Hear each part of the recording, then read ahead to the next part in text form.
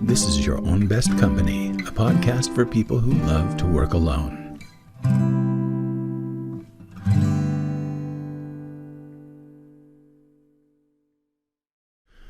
Hello there, everyone. Franklin Taggart here, and this is Your Own Best Company. This is a podcast for people who love working alone.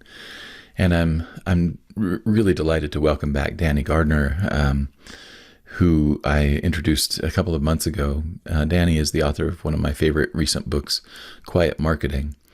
And the more that I hear her present on her ideas and listen to the things that she's talking about and thinking about and the direction that she's going, the more excited that I get.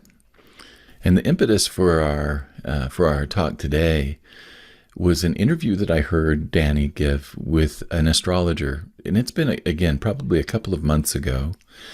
And in that interview, one of the things that was said that really turned my head was the idea of regulating the nervous system.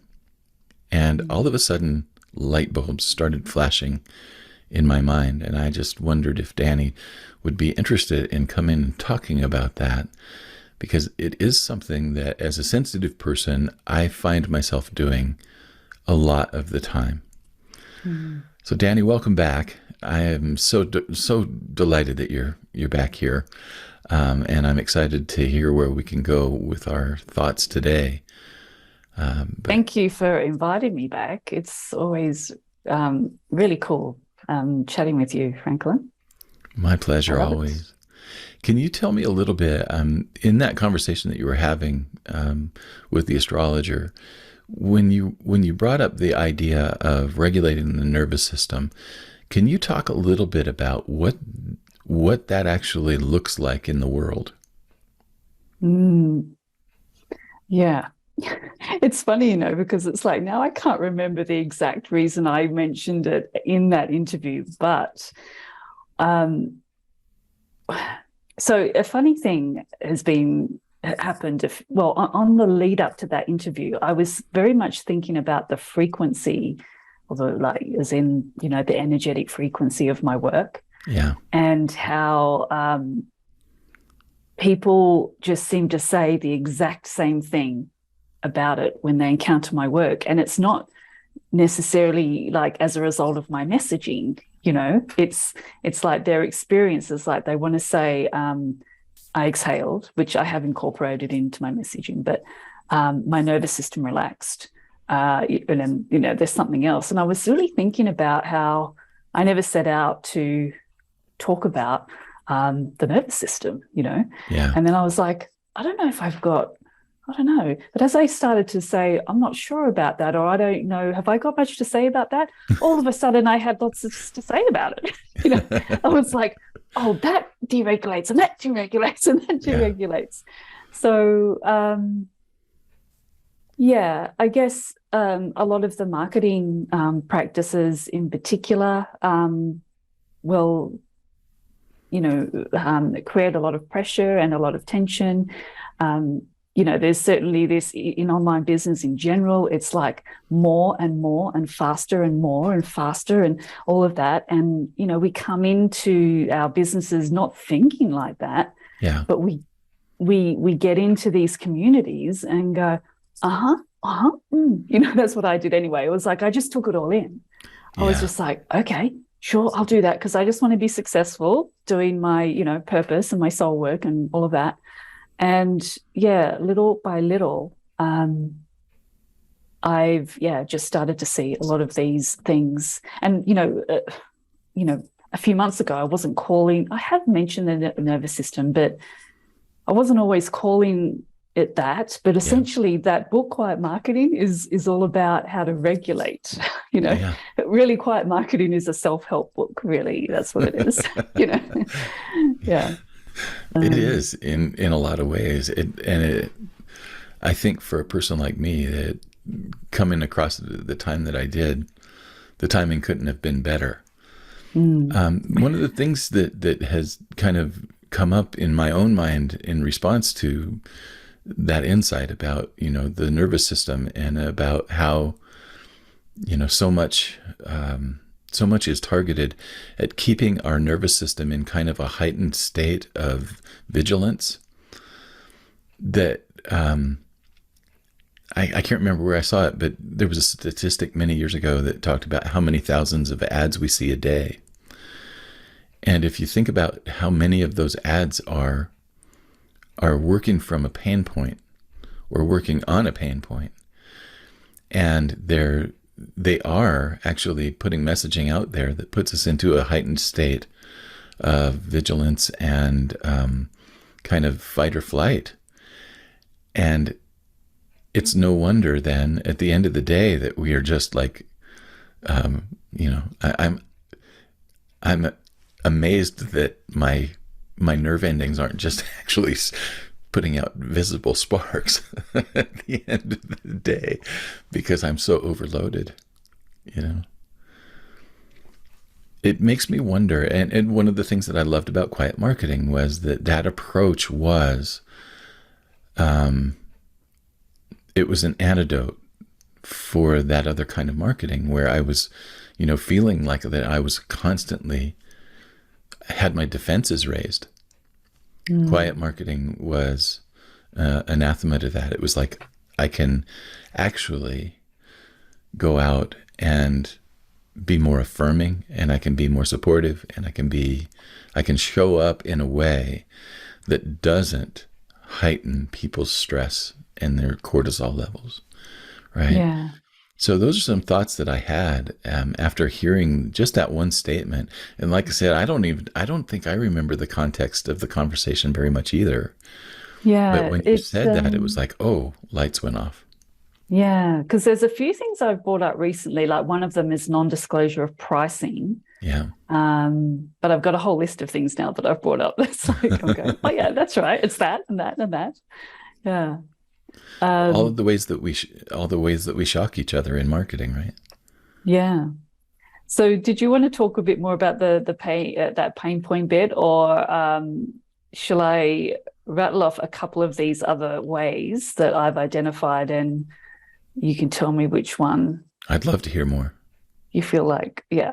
Yeah. So the non-disclosure of pricing piece, that is about, in this industry, most people are taught, I never got this teaching directly, but you don't show your pricing. Right? Yeah. Don't show your pricing, disclose that, don't put it up there. Instead, lure people in. Well, I'm being a bit exaggerating, but that's essentially the vibe I get, like lure people into a discovery call and then have a price reveal moment. Right.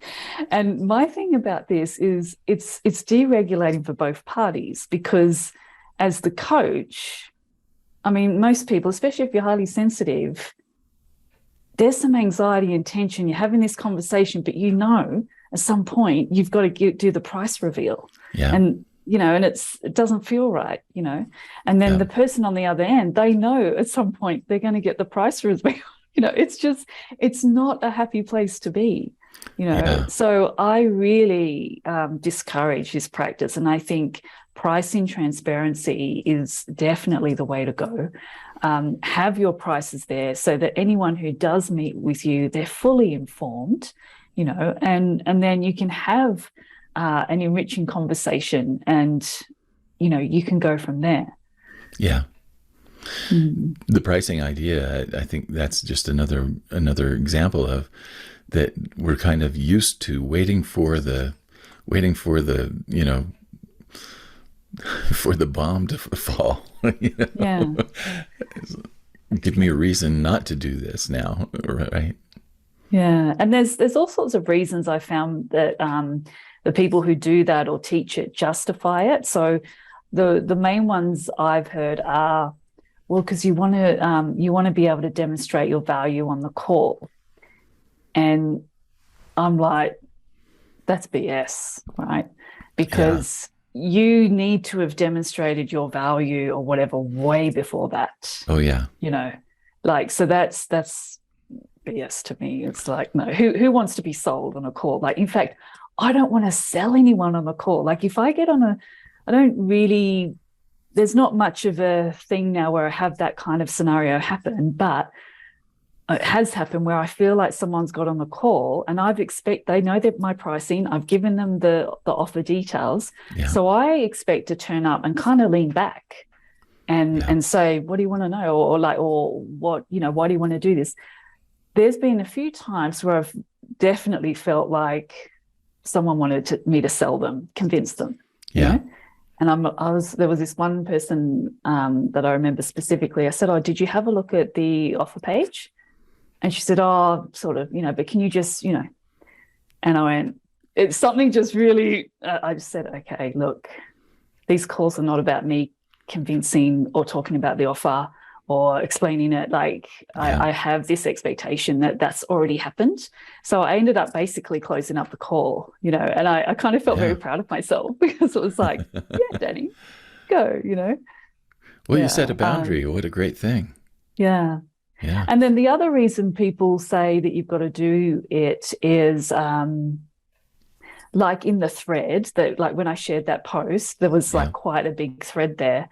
And someone came in who does that. So she had a lot to say, like in for this practice.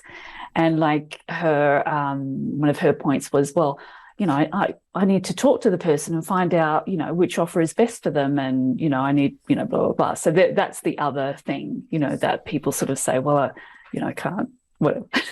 Yeah. But it's really not necessary, I don't think. Well, I think that there's something to it. And again, it's like waiting until the very end to reveal the price.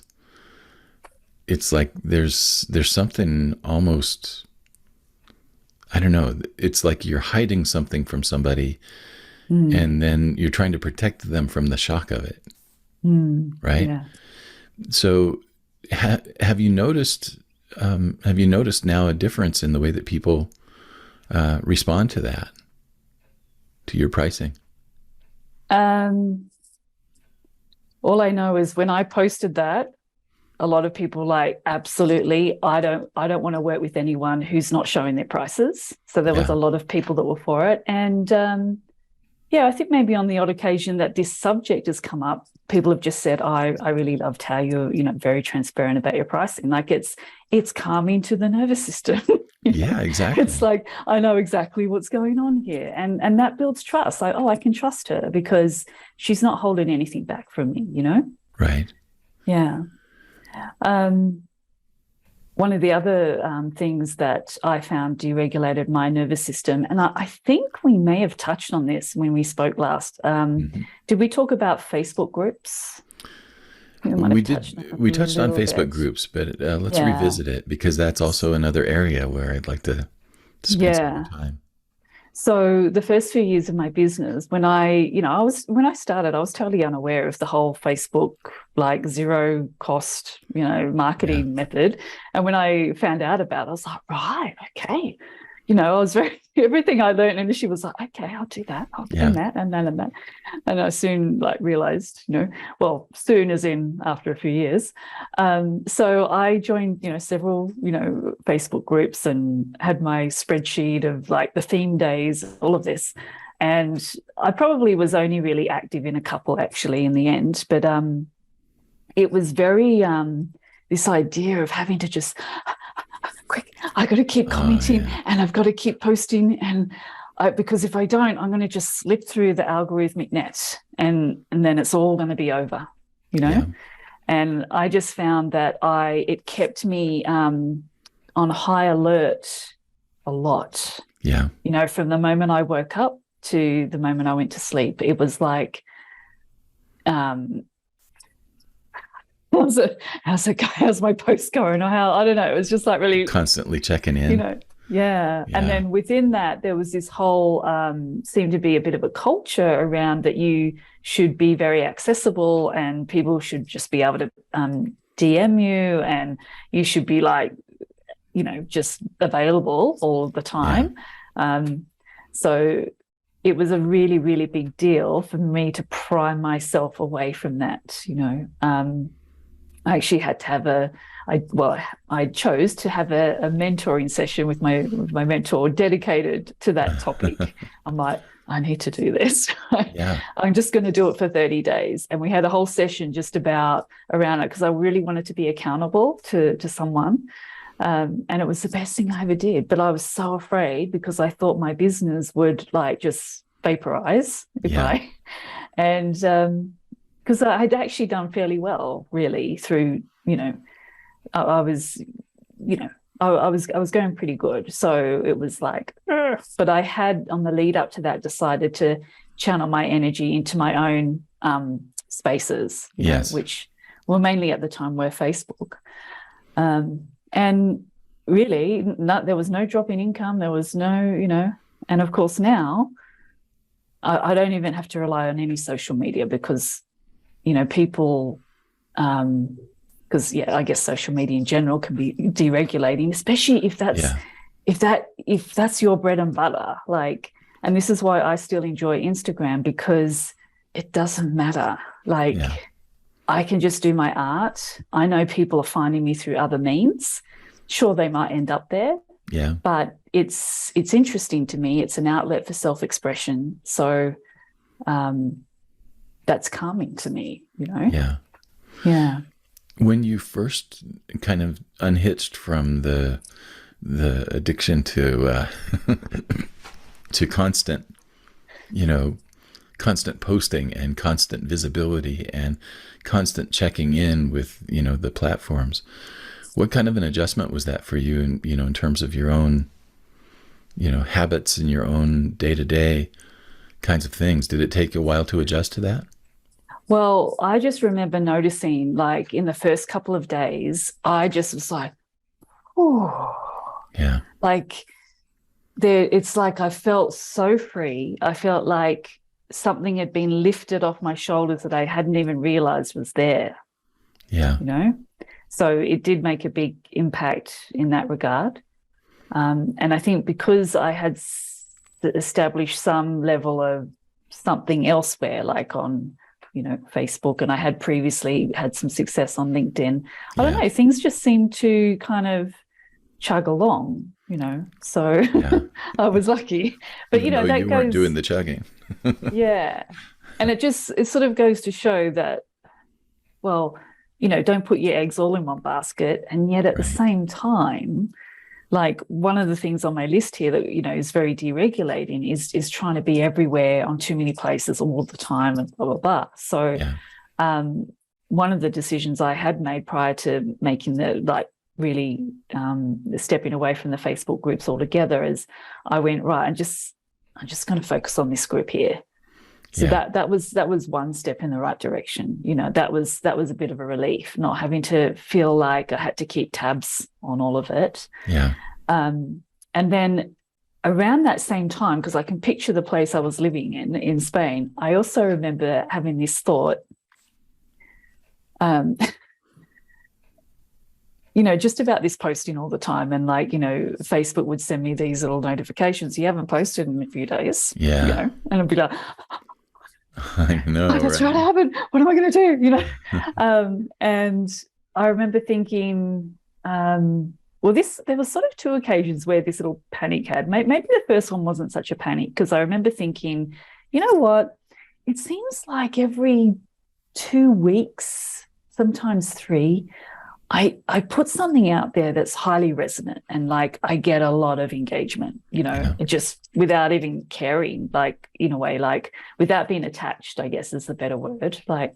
And then I thought, what's all this stuff in between, those, it's just, some of it was kind of fluff. It was just posting because I thought I should. And I had this thought, well, what if you just posted less? And then that would mean that when you do post, it's just potent. It's like, right.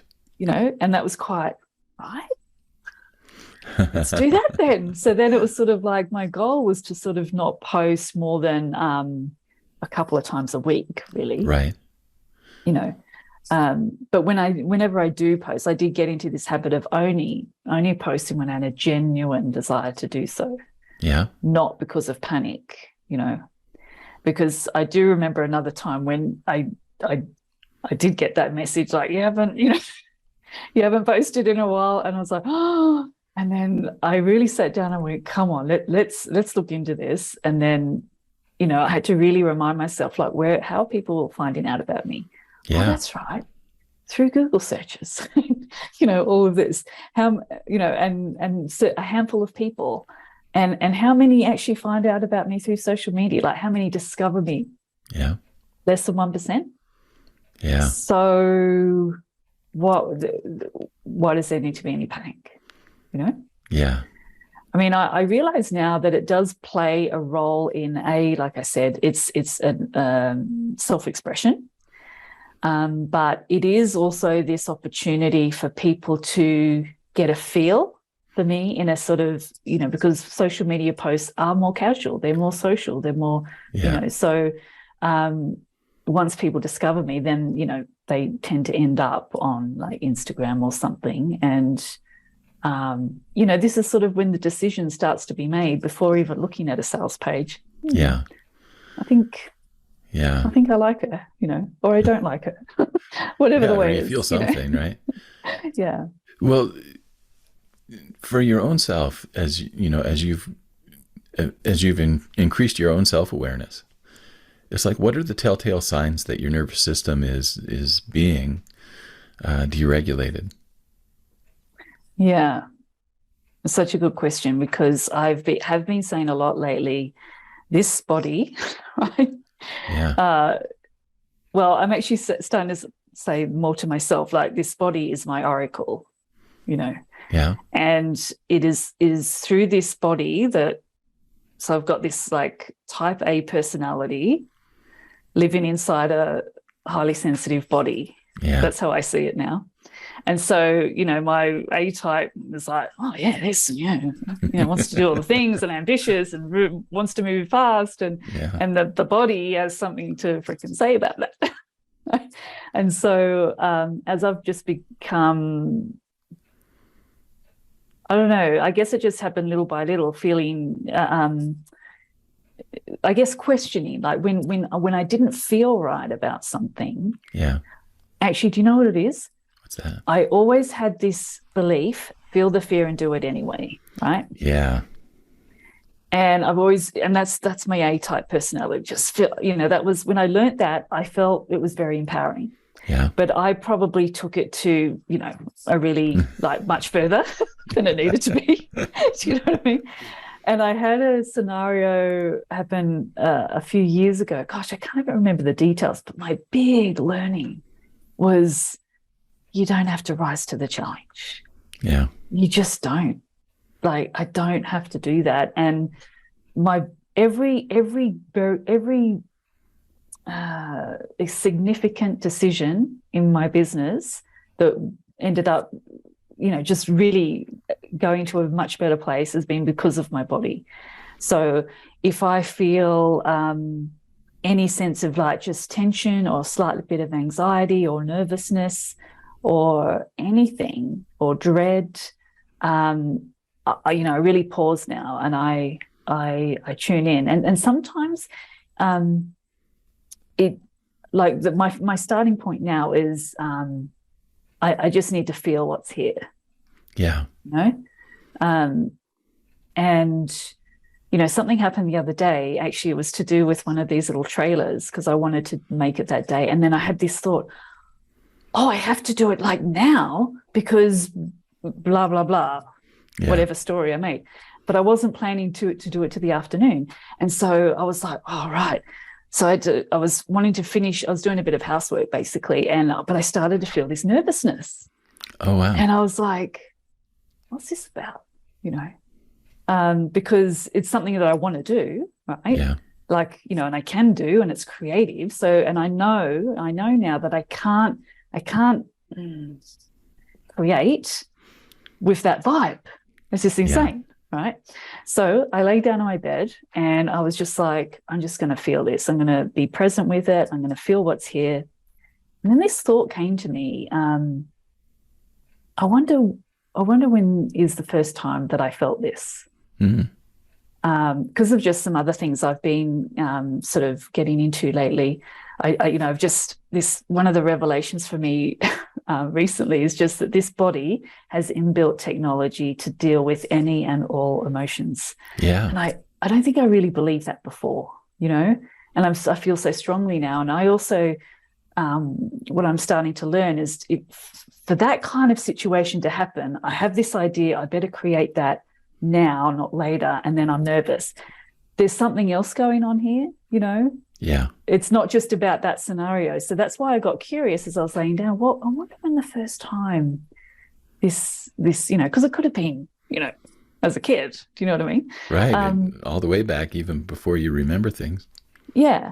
And it's not that I wasn't trying to recall a scenario. It was just a curiosity. And then what's the next question? I don't know if it was a question, but what it was about that came through really clearly was, hurry up or you're going to lose. Oh, wow. And I was like, and I don't know when that was from, but it felt very significant. I just felt stuff in my body. Across my eyes went really hot, and that I was a bit teary as well. And then my whole face went hot. And I was just like, whoa, like I've reached something here. I've touched something here. And I'm just going to keep feeling it, and I'm going to keep feeling it. And, I sort of said a few words to myself and just sort of, had a bit of a release. And then, after about 10 minutes, I was like, all right, I think we're done here. Right. Wow. That's awesome. And I got up and I did my thing, So, yeah, the sign of deregulation is definitely, it's often around my belly, that's, on the odd occasion, if I really tune in, it's like, oh, it's actually under my ribs here, but it's really good to locate it and then to really feel it without any story. That's really what I'm trying to do. Like not feel it and be playing a movie in my head, but just go, come back. And just letting it process. Yeah. And I think that builds capacity for the nervous system, Very good. Yeah. Well, that's sound advice right there. It's similar to something that I do. What I notice is my breathing gets really shallow. Or I'll notice that I don't remember the last time that I took a breath. It's like all of a sudden I gasp and go, oh my gosh, okay. That's kind of a telltale sign. Yeah. I'm curious, Dani, from a marketing standpoint now, you've started to create this checklist of, the deregulating and nervous system friendly things that we can do in our marketing, starting with the transparent pricing and things like that. But what are some of the other things that you've implemented that have helped you to come around to a new way of doing it? Well, let's see. The first thing that comes to mind is I wrote a little piece about early bird pricing just recently. And because what had happened is a few years back, maybe 4 years ago, maybe a little bit longer, I decided to no early bird pricing, no countdown timers, no remnant of a tripwire or any of that. I just was like, no. These practices are good for sales, but not good for people. Yeah. So I did experiment a little bit, or not experiment. I did have for a little while a quiet launch price to some of my things, but the price was it wasn't that much different. I just felt like it was a little reward, but what I wasn't liking is these huge differences, like hundreds of dollars worth of difference, in early bird pricing, And in fact, I can't even believe there was a guy I was working with once, and he wanted his whole thing to be about authentic marketing. And he had this process where, let's say, hypothetically, it was something like this. The course was $3,000, right? Yeah. But then they would get a thing for it was $2,000. And if they didn't buy then, a few days later or a week later, they get it for $1,500. Yeah. And I don't know, it came right down. And I'm like, I just wanted to say, hey, and you're okay with that?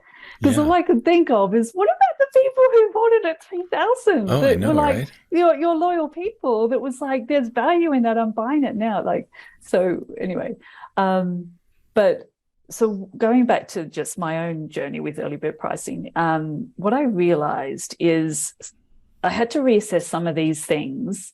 Well, I guess this one is maybe the first, maybe. But I was like, okay, yes, this is very good for people to, Yeah.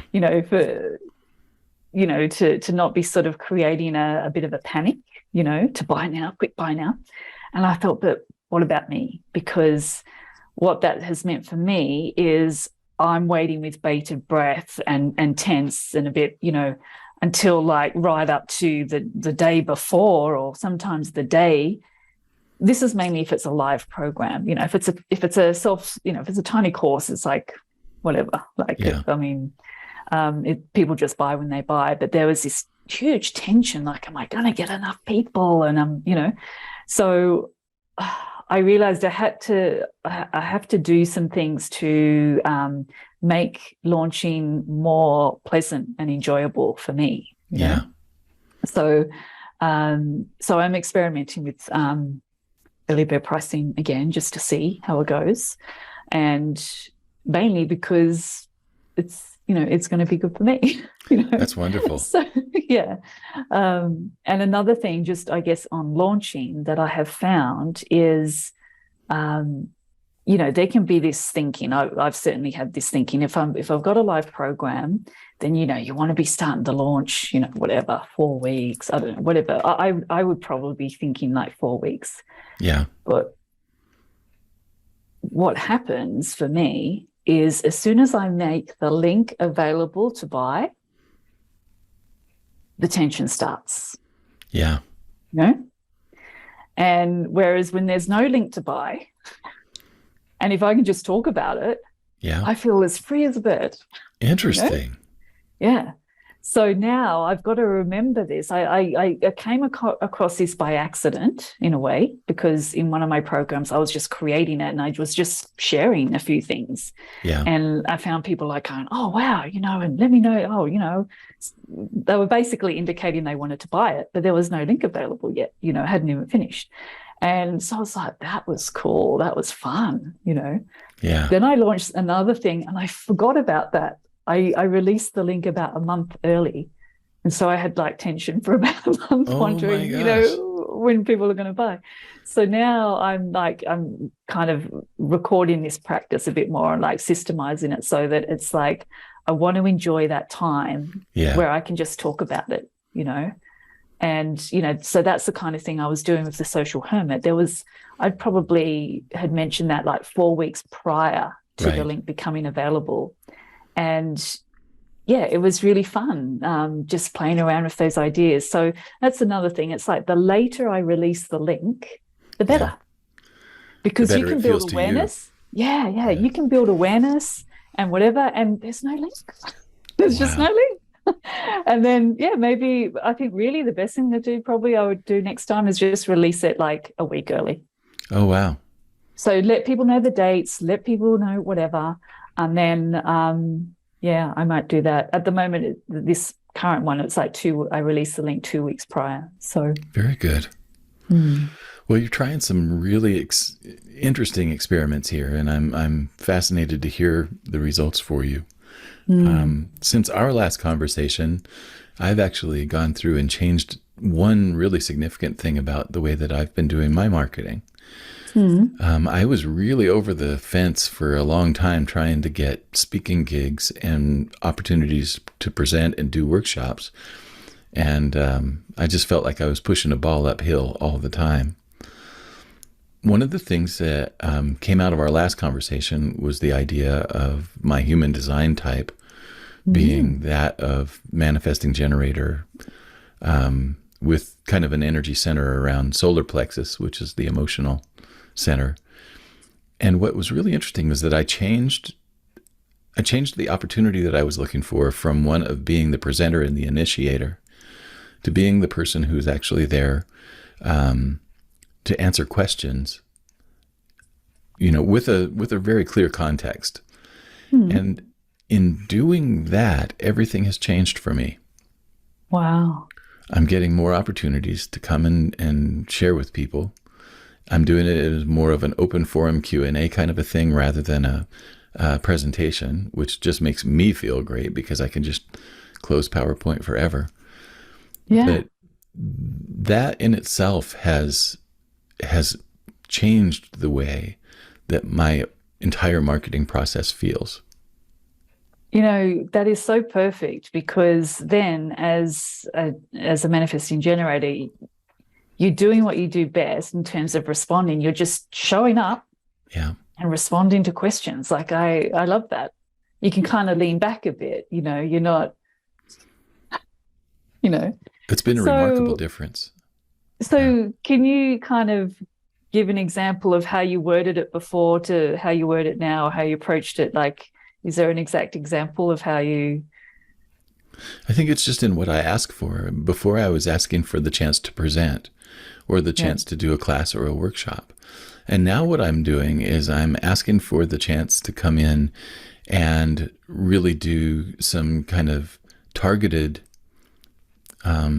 targeted coaching through question and answer, Wow. so that I can just come in and, be in my coaching role Yeah. where I love to be.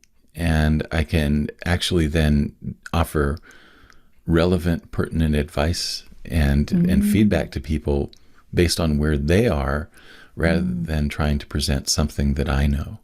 And it's an interesting juxtaposition, but people have been really open to that idea of me coming in and doing that for their people. That's so cool. Yeah, And you're doing so this in person or I've been doing it on online? Zoom. Yeah, okay. Yeah, I've also had one in-person situation where it came into play and it worked out beautifully as well. Yeah. But so now my presentation is I get up and I just say, this is who I am. And I'm here now to answer your questions. And my question for you is this. And like in some situations is, what are the things that you're trying in marketing that aren't working? That's Okay. usually an opener that I have. So That's great, yeah, because once the conversation gets, once someone says something, then it's easier for everyone else. Yeah, that's yeah. so good. Well done. So that came out of our first conversation, and I'm interested to see what's going to come out of this one. Yeah. Well, Do Dani, you do you remember what your profile numbers are? 1-3. Yeah, okay. Yeah. Mm. I can't remember the smaller numbers, but um, I know that solar plexus and sacrum are both central to my process. Yeah, the sacral and Yeah. yeah. Yeah. Yeah, So cool. we could have a whole other conversation about that. Yeah. But sadly, we're reaching the end of our time today, and I just appreciate all of the wisdom that you bring to the table, Dani. It's I learn from you every time that we chat, and I'm I really appreciate the adventure that you're on and how we all benefit from that.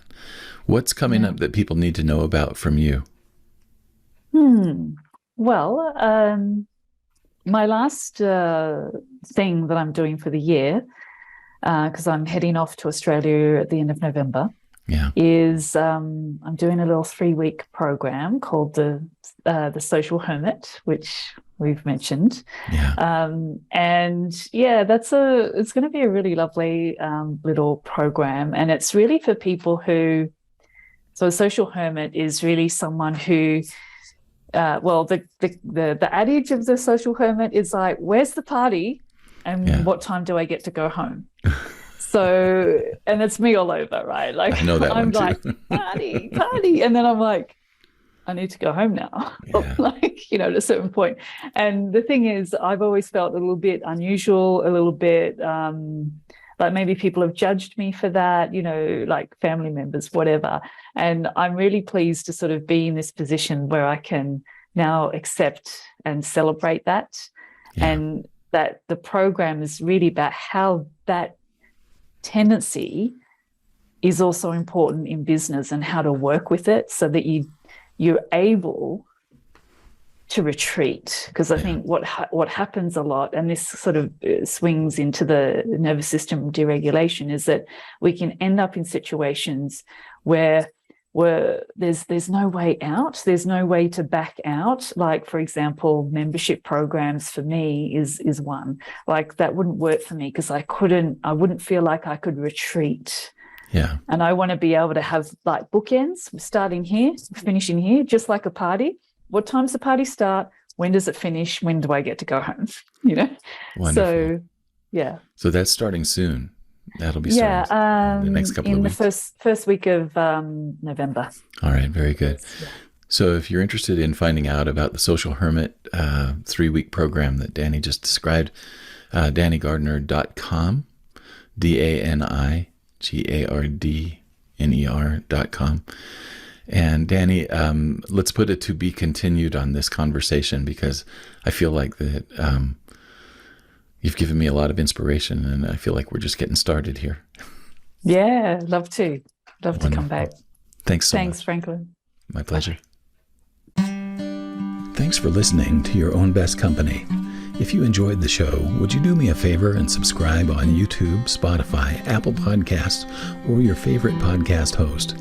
If you really love it, leave me a review or share it with your circles. If you feel like your career is reaching a dead end, or you're feeling a deep sense of dissatisfaction in your work right now, I help people discover their gifts and then find or create new opportunities that are the best fit for their talent, experience, and lifestyle. Email me at coaching@franklintaggart.com for more information. I also help people start, finish, and launch creative projects, and I offer an ongoing marketing mastermind for solopreneurs and freelancers. More information on these programs and services can be found at franklintaggart.com. Thanks again for spending this time with me.